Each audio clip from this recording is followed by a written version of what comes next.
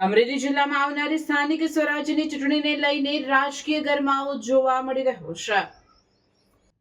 ધારગણી seat માટે કોંગ્રેસ પક્ષના ઉમેદવાર તરીકે ઉપેન્દ્રભાઈ વાળાએ આજે કોંગ્રેસ પક્ષના અન્ય તમામ ઉમેદવારો સાથે પ્રાંત ઓફિસ તેમજ મામલતદાર કચેરી ખાતે પહોંચીને પોતાના ઉમેદવારી ફોર્મ રજૂ કર્યા હતા. આ પ્રસંગે કોંગ્રેસ પક્ષના આગેવાનો, કાર્યકરો અને સમર્થકો મોટી સંખ્યામાં ઉપસ્થિત રહ્યા હતા, જેના કારણે સમગ્ર વિસ્તાર રાજકીય રંગમાં રંગાયો હતો. ફોર્મ ભરવાની પ્રક્રિયા દરમિયાન ઉત્સાહભર્યો માહોલ જોવા મળ્યો હતો. ઉપેન્દ્રભાઈ વાળાએ જણાવ્યું હતું કે તેઓ જનતાના વિશ્વાસ પર ખરા ઉતરવા માટે પ્રતિબદ્ધ છે અને વિસ્તારના વિકાસને પ્રાથમિકતા આપશે.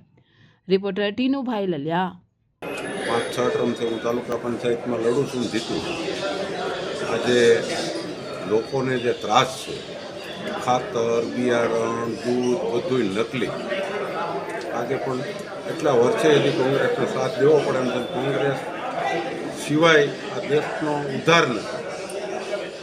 એટલે અમે અમારી સીટમાં સ્ત્રી અનામત છે, રિયાબેન કાળુભાઈ રવૈયા ફોર્મ ભર્યું છે. એને અમે જંગી બહુમતીથી જીતાડવાની અમારા મતદારોની તૈયારી. ઓકે બાપુ.